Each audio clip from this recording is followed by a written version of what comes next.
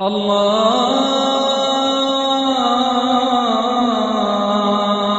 আকবার, আল্লাহু আকবার, আল্লাহু আকবার, আল্লাহু আকবার। যদি কোনো মুসলিম এই পবিত্র রমজান মাসে নিয়মিত সে রোজা পালন করে, আর যদি রাতের বেলায় কিয়ামুল লাইল পড়ে, আর যদি এ সময় বিভিন্ন ভালো কাজ করে থাকে, তাহলে ইনশাআল্লাহ সেই ভালো কাজগুলো কন্টিনিউ করে যাবে সারা বছর ধরেই। এটাই হলো সত্যিকারের বিশ্বাসীদের লক্ষণ। আর আল্লাহ সুবহানাহু ওয়া তাআলা সবকিছু দেখেন।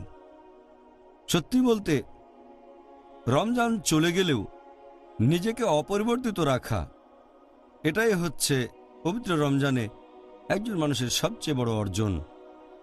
আর যে লোক রমজান মাসের পরেও অপরিবর্তিত থাকে, ভালো কাজগুলো করে যায়, সবগুলো ফরজ, পাশাপাশি রাতের নামাজ, বিভিন্ন সুন্নত ইত্যাদি, এটা হচ্ছে সবচেয়ে ভালো লক্ষণ যে তার রোজা আল্লাহ সুবহানাহু ওয়া তাআলা কবুল করেছেন। এটা কবুল হওয়ার লক্ষণ। আল্লাহ পবিত্র কোরআনে বলেছেন, সূরা ফুসিলাত অধ্যায় নম্বর 41 আয়াত নম্বর 30, যারা এভাবে বলে আমাদের প্রতিপালক হচ্ছেন আল্লাহ, এরপর তারা অবিচলিত থাকে, অপরিবর্তিত থাকে, এবং তাদের কাছে ফেরেশতা অবতীর্ণ হয় বিভিন্ন সময়ে, আর তারা বলে তোমরা ভয় পেও না, চিন্তিত হও না, এবং ইনশাআল্লাহ তোমাদের কাছে সুসংবাদ আসবে, চিরস্থায়ী আশীর্বাদের, তার মানে জান্নাত, বেহেশত, তোমাদের এই প্রতিশ্রুতি দেওয়া হয়েছে। আল্লাহ কথাটা আবারও বলেছেন সূরা আহকাফ অধ্যায় নম্বর 46 আয়াত নম্বর 13, যে অবশ্যই তারা বলে আল্লাহ আমাদের প্রতিপালক, এবং এরপর তারা অবিচলিত থাকে, তাদের কোনো রকম দুঃখ থাকবে না, তাদের কোনো ভয় থাকবে না। আমাদের প্রিয় নবী মুহাম্মদ সাল্লাল্লাহু আলাইহি ওয়াসাল্লাম বলেছেন, এই হাদিসটা উল্লেখ করা হয়েছে সহিহ মুসলিমে খণ্ড নম্বর 1 অধ্যায় ওযু ও গোসল হাদিস নাম্বার 450। মুহাম্মদ সাল্লাল্লাহু আলাইহি ওয়াসাল্লাম বলেছেন যে 5 ওয়াক্ত নামাজ, আর এক জুম্মা থেকে পরের জুম্মা নামাজ, এক রমজান থেকে পরের রমজান, এই সময়গুলো হচ্ছে তোমাদের গুনাহ ক্ষমা করার সময়, যদি এই সময় বড় গুনাহ থেকে বিরত থাকো।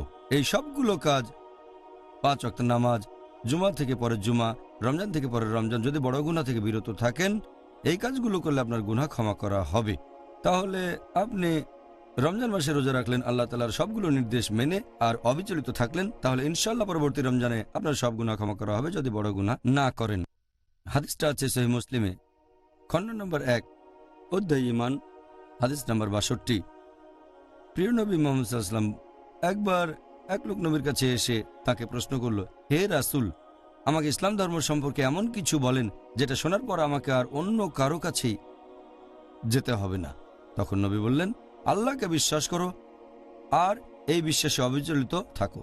আল্লাহ সুবহানাহু ওয়া তাআলা বলেছেন সূরা ইব্রাহিম অধ্যায় নম্বর 14 আয়াত নম্বর 27, আল্লাহ সুবহানাহু ওয়া তাআলা প্রতিষ্ঠিত করবেন তাদের যাদের বিশ্বাস মজবুত, শাশ্বত বাণীতে বিশ্বাসী, তাদেরকে আল্লাহ সুপ্রতিষ্ঠিত করবেন, আর বিভ্রান্তিতে রাখবেন তাদের যারা ভুল কাজ করে। কোরআনের এই আয়াত থেকে আমরা জানতে পারছি যে আমরা অবিচলিত থাকব বিশ্বাসে, তাহলে আমরা ন্যায়নিষ্ঠদের দলে থাকব ইনশাআল্লাহ। আমাদের নবী মুহাম্মদ সাল্লাল্লাহু আলাইহি ওয়াসাল্লাম বলেছেন, এটা আছে সহিহ বুখারীতে খণ্ড নম্বর 7 অধ্যায় পোশাক হাদিস নম্বর 5861। হযরত আয়েশা রাদিয়াল্লাহু আনহা তিনি বলেছেন যে নবী মুহাম্মদ সাল্লাল্লাহু আলাইহি ওয়াসাল্লাম একটা ঘর তৈরি করতেন হাসির দিয়ে, আর রাতের বেলায় সেখানে ইবাদত করতেন, দিনের বেলায় সেটাকে গুটিয়ে তার উপরে বসতেন। পরবর্তীতে যখন লোকজন জানতে পারল, তারাও নবীর সাথে নামাজ পড়ল, আস্তে আস্তে মানুষ বাড়তে লাগলো। তারপর যখন অনেক মানুষ হয়ে গেল, তখন নবী তাদের বললেন যে তোমরা ভালো কাজগুলো যথাসাধ্য চেষ্টা করবে করার, আর সেখানে অবিচলিত থাকবে। কাজটা খুব সামান্য হলো, অবিচলিত থাকাটা গুরুত্বপূর্ণ।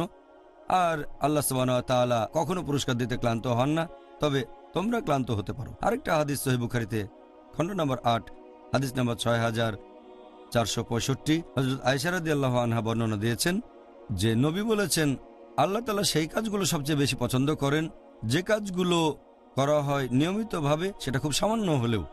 তাহলে নবী বলেছেন, সেই কাজ করো যেটা করার সামর্থ্য আছে, অতিরিক্ত বোঝা নিও না, আল্লাহ সেই কাজ পছন্দ করেন যেগুলো নিয়মিত করা হয় সেটা সামান্য হলো।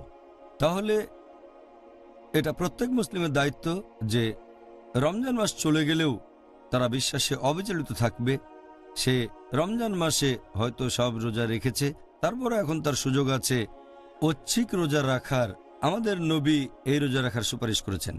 কেউ হয়তো রাতে কিয়ামুল লাইল পড়তো পবিত্র রমজানের প্রত্যেক রাতে, রমজান চলে গেলেও সে রাতে নামাজ পড়তে পারে। সে হয়তো জাকাতুল ফিতরা দিয়েছে, রমজান মাস শেষ হওয়ার পরও সারা বছর সে দান করতে পারে। এছাড়াও আর যেসব ভালো কাজ করত, যেমন কোরআন পড়া, রমজান চলে গেলেও কোরআন পড়বে সে সারা বছর ধরে। তাহলে রমজান মাসে আমরা ভালো কাজ যেগুলো অর্জন করেছি পরে সেগুলোতে অবিচলিত থাকব, এটাই হচ্ছে নিদর্শন কবুল হওয়ার। আর এই লোকগুলোকেই আল্লাহ প্রতিষ্ঠিত করবেন। জাযাকাল্লাহ খায়ের এই উত্তরের জন্য ডক্টর জাকির। আপনার কথা শুনে আমাদের দর্শকরা শিক্ষা লাভ করবেন আর সেই সব ন্যায়নিষ্ঠ কাজগুলো করবে যে কাজগুলো তারা পবিত্র রমজান মাসে নিয়মিতভাবে পালন করে এসেছে।